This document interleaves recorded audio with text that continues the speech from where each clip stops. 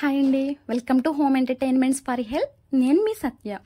ఈ వీడియోలో కొర్రలతో మామిడికాయ పులిహార ఏ రకంగా ప్రిపేర్ చేసుకోవాలో మీకు చూపించబోతున్నానండి.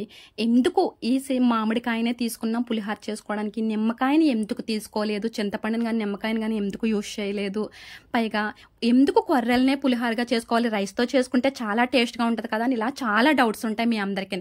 కానీ వాటన్నిటికీ మీకు ఈ వీడియోలో సమాధానం దొరుకుతుంది. సో ఫస్ట్ అయితే మన ఛానల్ని ప్లీజ్ సబ్స్క్రైబ్ చేసుకోండి, ఈ వీడియోకి ఒక్క లైక్ వేసుకోండి, ఈ వీడియోని మీ ఫ్రెండ్స్ రిలేటివ్స్ అందరికీ షేర్ చేయండి. థ్యాంక్ యూ సో మచ్ అండి. నేను ఈ కొర్రల్ని మెయిన్గా డైట్లో చేర్చుకోవడానికి మెయిన్ రీజన్ ఇందులోని ప్రోటీన్ అండ్ ఫైబర్ రిచ్గా ఉంటుంది.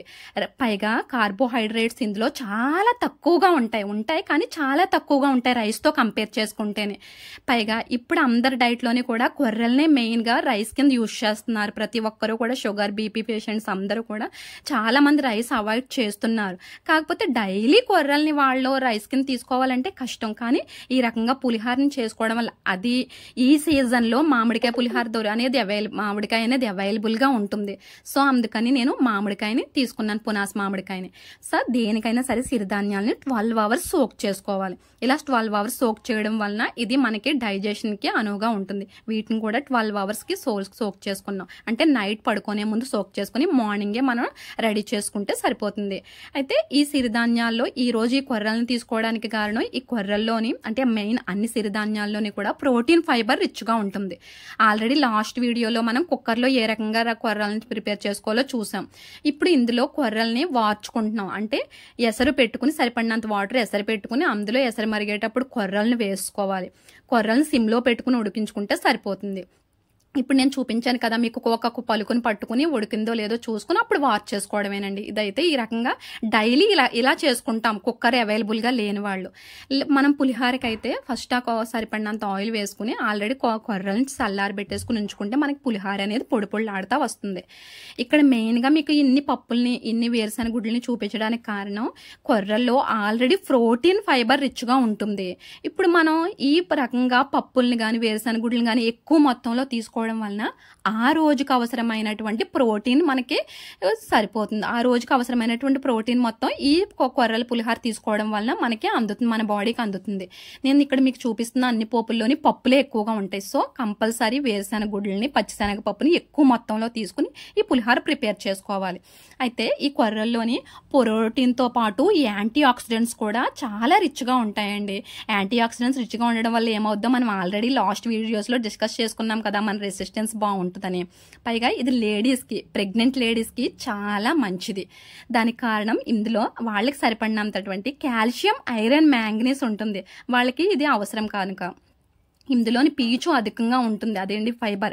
దాని వలన స్టమక్కి సంబంధించిన ఏమైనా కంప్లైంట్స్ ఉంటే తగ్గిపోతాయి. అంటే స్టమక్కి సంబంధించిన కంప్లైంట్స్ అంటే చాలా మందికి స్టమక్ పెయిన్ ఉంటుంది, పైగా కొంచెం మందికి యూరినరీ ఇన్ఫెక్షన్స్ ఉంటాయి, అవన్నీ కూడా క్లియర్ అయిపోతాయి. పైగా ఎవరికైతే ఆకలి లేదు అన్న ప్రాబ్లం ఎక్కువగా చెప్తారో వాళ్ళకి ఇలా మామిడికాయ పులిహారని చేసి పెట్టిన డెఫినెట్గా వాళ్ళకి ఆకలి పుడుతుంది.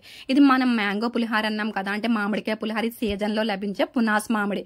ఈ సీజన్లో లభించే వాటిని ఏ సీజన్లో లభించే ఫుడ్స్ని తీసుకుంటే మనం హెల్తీగా ఉంటాం కాబట్టి ఈ సీజన్లో పునాస్ మామిడి లభిస్తుంది కాబట్టి మనం ఈ యొక్క మామిడికాయతో ఈ పులిహారని అనేది రెడీ చేసుకుంటున్నాం.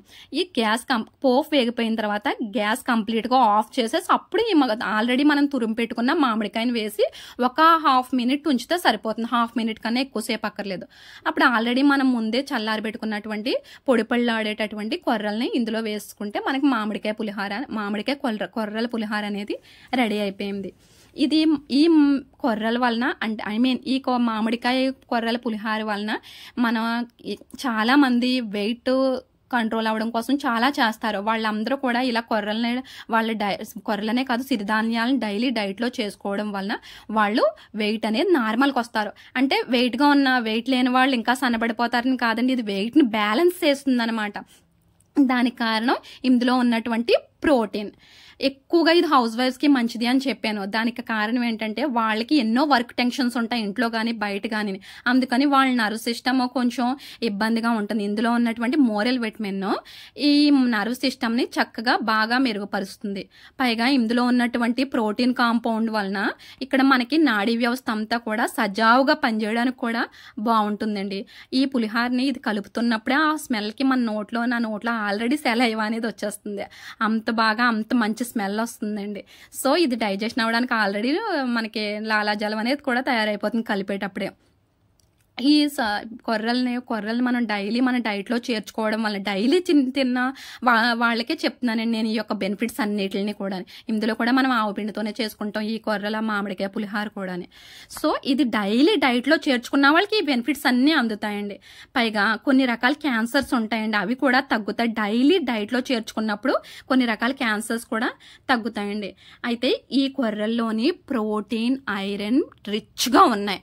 అందువలన రక్తహీనత సమస్య అనేది కంప్లీట్గా తగ్గిపోతుంది. సాల్ట్ మాత్రం చూసుకుని తగ్గించి వేసుకోండి ప్లీజ్.